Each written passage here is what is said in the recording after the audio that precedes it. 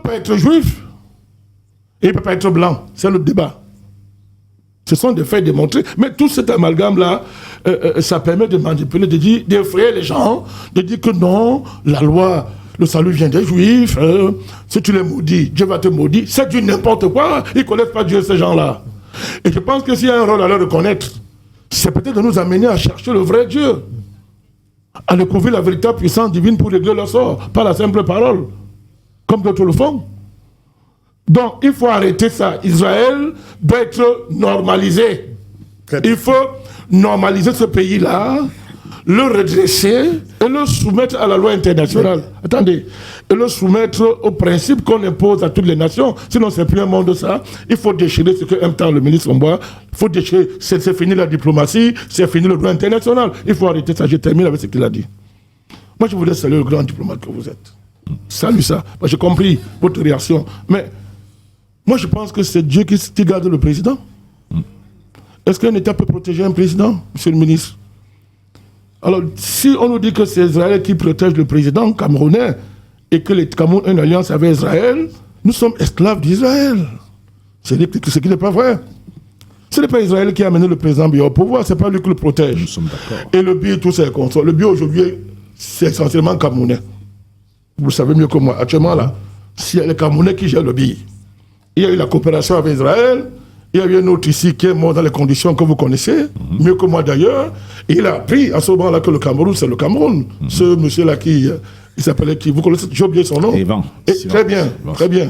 Il est mort, on nous a dit qu'il y a eu crash d'hélicoptère, je ne veux pas dire plus, je respecte mon État, mais c'est Dieu qui protège le président. Et c'est très dangereux pour nous que le président soit protégé par des gens pareils. Ça veut dire que nous sommes profondément menacés. Heureusement que ce n'est pas le cas. Et le moment venu, il faudra les renvoyer là où ils doivent être. Parce que sinon, ça nous met en porte-à-faux avec tous les principes de notre diplomatie, non de gérant. Attendez, c'est mon point de vue. Oui, je suis un Camerounais, monsieur. Je ne peux pas accepter que le président camerounais soit esclave d'Israël. C'est pas vrai, d'ailleurs, c'est pas le cas. Être consultant, ce n'est qu'un consultant. Celui qui est là maintenant, moi, cela. Ce n'est qu'un consultant. On peut le chasser à tout moment quand on veut. Et d'ailleurs, j'ai vu les positions courageuses du président camerounais dans les conflits où Israël est impliqué. Il a fait preuve d'indépendance. Là, je voulais simplement dire, parce que tout en saluant la grandeur diplomatique de M. le ministre, il dit que mais, notre pays est un pays souverain, on ne peut pas être, le président camerounais ne peut pas être protégé par Israël. Ce sont les Camerounais qui protègent le président. Et ça ne devrait pas arriver.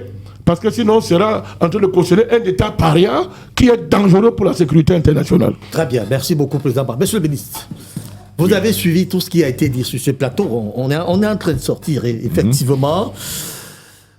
Est-ce qu'on peut retenir quelque chose de ces 12 jours de combat qui ont quand même affronté, qui ont opposé d'Israël à l'Iran et tous ces mouvements de la communauté internationale pour arriver à un cessez-le-feu qui plane tout le mieux total, parce que pour l'instant, on ne sait plus ce qui va arriver.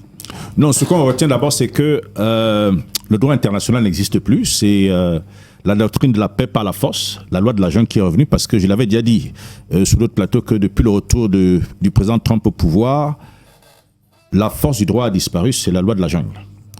Le président Trump ne croit qu'à la force, son pays est puissant, donc pour obtenir ce qu'il veut, il utilise la toute-puissance des États-Unis. Donc ça, c'est une première leçon. Et démontrer Israël qui, effectivement, on l'a dit beaucoup sur ce plateau, n'a jamais respecté le droit international, puisque aucune résolution des Nations Unies n'a jamais été respectée par Israël, et il n'y a aucune sanction. Bon, je crois que tout ça a été évoqué tantôt. Mais l'autre leçon, la grande leçon, c'est que malgré la toute-puissance, parce que les États-Unis et l'Israël, soutenus à bout de bras, ils n'ont pas réussi à vaincre l'Iran, qui n'avait pas de soutien. L'Iran a combattu seul. Parce que l'objectif de ces 12 jours, on nous a dit, on va faire la guerre aux Iraniens parce qu'ils sont sur le point d'avoir l'arme atomique. Je crois que le secrétaire général de l'AIEA a dit que l'Iran est encore loin d'avoir l'arme atomique. Les vérités commencent à sortir. Et les services secrets américains eux-mêmes disent que les bombardements extraordinaires des B-2 qui ont détruit une montagne n'ont pas atteint les objectifs.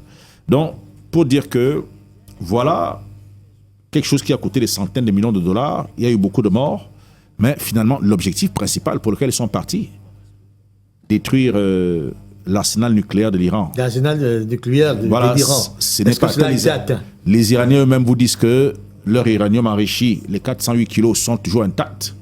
Certaines centrifuges sont intacts, ils ont retiré tout avant, et que malgré les dégâts extraordinaires qui ont été commis, ils vont reconstruire. Donc je crois que dans cette affaire, ça nous a montré que l'invincibilité qu'on nous présente souvent d'Israël a été battue en brèche parce que le dôme de fer a été transpercé. Et les Iraniens nous ont démontré qu'un peuple, même qui est sous embargo, sous sanction, s'il travaille, s'il est organisé, il peut réussir à trouver sa place parce que l'armement qui existe en Iran, il n'est pas importé. Parce qu'il y a un embargo, comme vous le savez depuis des années, mais l'Iran même construit ses armes. Les missiles balistiques, c'est la technologie, la science iranienne. Donc je crois qu'ils ont investi dans le savoir et que même si on a tué quelques individus qui, entre guillemets, tenaient le sommet du système nucléaire, mais je crois que dans la société iranienne, ils ont eu le temps de former un maximum d'ingénieurs. Parce que l'Iran est un pays où aujourd'hui on forme le plus grand nombre d'ingénieurs dans le monde. Et c'est cette science-là qu'ils ont. Même si on détruit les infrastructures, ils peuvent les reconstruire. Ça, le savoir, ils ont la connaissance, ils ont la science. Donc, le fait de bombarder ne sert à rien. Donc, ce n'est pas par la force physique qu'on va arriver à quelque chose. Il faut qu'on aille à la négociation, la diplomatie à tous ses droits. C'est une négociation politique, une négociation diplomatique qui va permettre de ramener la paix dans cette région et que les uns et les autres vivent dans des conditions acceptables. Et on ne peut pas accepter qu'il y ait une seule puissance qui empêche les autres d'évoluer, parce que je crois que Israël même aussi a l'arme atomique. Pourquoi on va dire que tel pays ne peut pas avoir l'arme atomique parce qu'il ne saurait pas l'utiliser?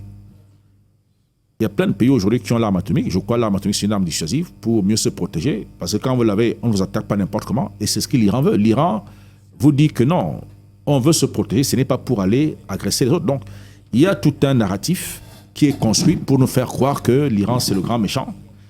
Il menace la paix mondiale et tout, alors qu'on voit ceux qui, effectivement, sont un péril pour le reste du monde. Donc, je crois que c'est l'impérialisme qui continue de dicter sa loi, c'est-à-dire que l'impérialisme américain qui est là, qui impose sa loi dans le monde entier. Et il y a des pays qui résistent. Dans le sud global, vous avez les pays des BRICS. Même s'il y a des condamnations, mais tout le monde ayant peur de la superpuissance américaine, on condamne, mais l'Iran s'est retrouvé toute seule malgré les alliances qu'elle fera, parce que l'Iran a des alliés quand même. Mais l'Iran a combattu seul, et c'est une leçon donc, qui a démontré que même si l'Iran s'est retrouvé isolé au moment du combat, elle a des alliés, mais ce pays a démontré que lorsqu'on a des convictions, on sait où on va, on a des valeurs, on a des idées, et que on se donne les moyens malgré les difficultés, malgré l'adversité, tout autour. On peut quand même réussir à tenir tête. Et ça, moi, je tire le chapeau à ce pays. C'est une leçon pour nous tous qu'il faut résister, il faut avoir confiance en soi et qu'on peut se relever malgré l'adversité, malgré, comment dire, l'union des forces surpuissantes contre vous, qu'on peut toujours se relever et aller de l'avant. Très bien. Merci beaucoup, monsieur le ministre. En une minute, professeur Jean-Paul Bellec, vous voulez chuter en une minute? Oui, puisqu'il nous reste une seule petite minute. D'accord, une minute. Pour dire que, je vous garantis une chose, l'Iran aura ses armes atomiques nucléaires, pour être correct. Pourquoi? Le bombardement des États-Unis n'a laissé aucune trace. On voit rien de radioactif. C'est du bluff. Et c'est pas tout. L'Iran n'a pas été abandonné par ses alliés.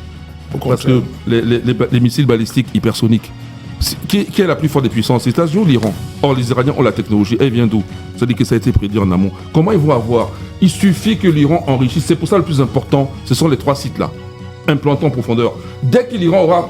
Là, on dit qu'ils sont à 80% de l'enregistrement d'uranium. C'est-à-dire 235, 80% et seulement 20% 238.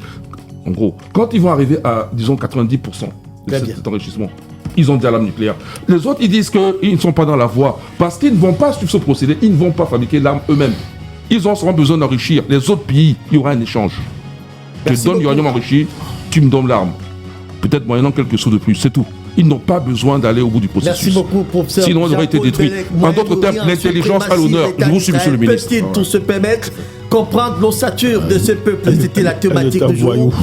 Président Badakani, en politique, président du nouveau mouvement populaire, professeur Jean-Paul Mbelek, universitaire, panafricaniste, révérend Patrice Metotin, prospectiviste, société civile, homme de Dieu, Simon-Pierre Mbabida, ministre plénipotentiaire, diplomate, chef d'antenne des relations extérieures à Douala, expert des questions de politique internationale et depuis la Guadeloupe, le docteur Irénée Gilnième, docteur en linguistique anglaise, certifié d'anglais DUT de finances, comptabilité universitaire, auteur, entrepreneur, panafricaniste, membre de l'association guadeloupéenne Racine pour le lien du continent et ses diasporas. Merci de nous avoir suivis ce matin. Ayouk David était là pour la réalisation autour de qui se trouvait d'ailleurs toute une équipe dynamique.